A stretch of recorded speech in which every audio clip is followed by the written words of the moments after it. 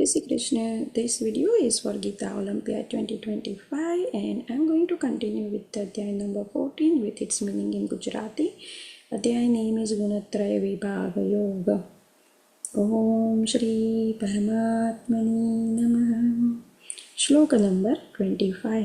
Manapamanayostulyas tulyo mitraripakshayoh sarvarambha परित्यागी गुणातीतः स उच्यते. श्लोक नंबर 26.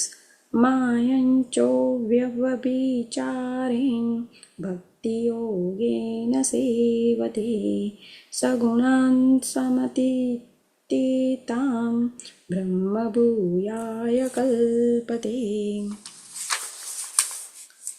એનો અનુવાદ એવી રીતે છે કે જે મનુષ્ય સર્વ સંજોગોમાં ચૂક્યા વગર મારી અવિચળ ભક્તિમાં પરોવાયેલો રહે છે તે તરત જ ભૌતિક પ્રકૃતિના ગુણોને ઓળંગી જાય છે અને એ બ્રહ્મપદ સુધી પહોંચી જાય છે.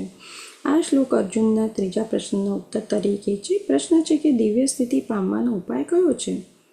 જેમ આગળના શ્લોકોમાં કહેવામાં આવ્યું છે તેમ ભૌતિક જગત ભૌતિક પ્રકૃતિના ગુણોના પ્રભાવ હેઠળ કાર્ય કરી રહ્યું છે. મનુષ્ય પ્રકૃતિના ગુણોના કાર્યોથી વિચલિત થવું ન જોઈએ, પણ તેણે પોતાની ચેતના આવા કાર્યોમાં રાખવાને બદલે કૃષ્ણના કાર્યોમાં સ્થાનાંતરિત કરવી જોઈએ. કૃષ્ણના કાર્યો ભક્તિયોગ તરીકે જાણવામાં આવે છે કે જેમાં સતત કૃષ્ણ માટે જ કાર્યરત રહેવાનું હોય છે.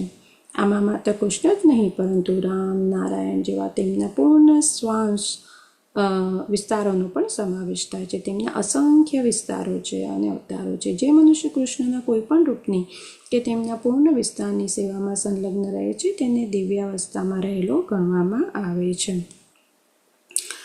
ભગવાન અને ભક્ત વચ્ચે બે વ્યક્તિઓનું વ્યક્તિત્વ વિદ્યમાન હોય છે અને ત્યાં ભક્તિયોગનો કશો અર્થ રહેતો નથી. જો મનુષ્ય ભગવાન જેવી દિવ્ય અવસ્થામાં ન હોય તો તે ભગવત સેવા કરી શકે નહીં. શ્લોક નંબર 27. બ્રાહ્મણો હિ પ્રતિષ્ઠાહમ અમૃતસ્યાવ્યયસ્ય યચ્ શાશ્વતસ્ય ચ ધર્મસ્ય સુખસ્યૈકાંતિકસ્ય ચ. આનો અનુવાદ એવી રીતે છે.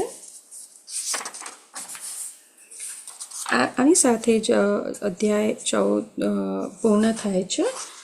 ઓમ તત્સદિતિ શ્રીમદ્ભગવદ્ગીતાસુ ઉપનિષત્સુ બ્રહ્મવિદ્યાયાં યોગશાસ્ત્રે શ્રીકૃષ્ણાર્જુન સંવાદે ગુણત્રય વિભાગયોગો નામ ચતુર્દશોऽધ્યાયઃ.